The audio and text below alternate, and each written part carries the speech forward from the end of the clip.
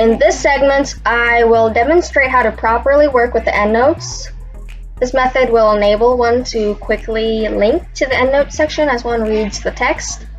I will now show you how this works. I've pulled up policy number 4055 as an example. You see that this policy has already been put into the new format and everything. Let's scroll down to the endnotes section. You see that there are 3 endnotes. What we want to do is first highlight the first endnote. Actually, before that, we should put on our paragraph markers in order to see all these hidden like section breaks and paragraph breaks. And we'll continue with highlighting the first endnote. Now that it's highlighted, go to the Insert tab on the top and scroll over to Links. On the drop-down menu, select a bookmark, and we're going to name this endnote now. Since this is the first endnote in policy 4055, name it endnote _ 4055 _ 1. I would have put the 1 at the beginning, but the syntax for bookmarks doesn't allow you to start with non-letters. Also, putting the 1 at the end helps because as we have many more endnotes to come, it will be easier to work with. This exact naming procedure must be used because when we merge policies, the correct endnote must link to the correct section in this big merge document. There will be many endnotes, endnote 1s, endnote 2s, and so on, so we must have it linked to the correct one. I'm going to click Add. Now that it's been added, we use Control Find by pressing the keyboard key Control F, and then we type in -1 to find the subscript. Sometimes the typist might forget to put the dash before the number 1. There might be a script 1 instead.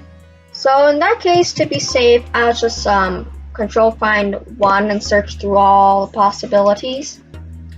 Well, I know for certain that this document only has one subscript 1. If there are multiple of them, you'll have to repeat the following procedure for each subscript 1 that you see in the text. I'm going to highlight the number 1, including the dash.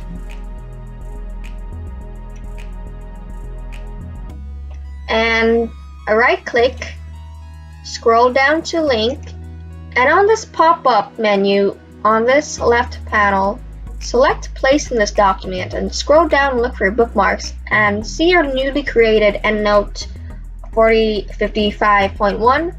Select it and click OK. Now you've completed one endnote and it appears as a link in blue and underlined, and if you hover over it, you see some basic information like what you named it, and that you can control click to follow it. And I'm going to control click, and it leads me to the endnote section, and the blinker is currently at the beginning of the endnote 1. Now let's finish up the rest of the endnotes. Let's go on to 2. We do the same procedure, highlight, insert, links, bookmark, and this is where I mentioned earlier to put the number at the end. You just delete the 1 and put the 2 and add. Simple as that. And Control F and -2, and you highlight, right click, link, place in this document which we're already in, and then select the second, and then click OK, and then Control click on the link to bring you back, and now you see that the cursor is at 2 because you bookmarked it to the second endnote. Now we're going to create the last one, 3, highlight, link, bookmark, rename as 3, add, Control Find, -3, select the dash with the number, right click, link, place in this document, scroll down to bookmarks, pick endnote 4055.3 and click OK. And that is the procedure for Endnotes. In fact, the same procedure can be used whenever you want to bookmark something and link to other places within and across documents.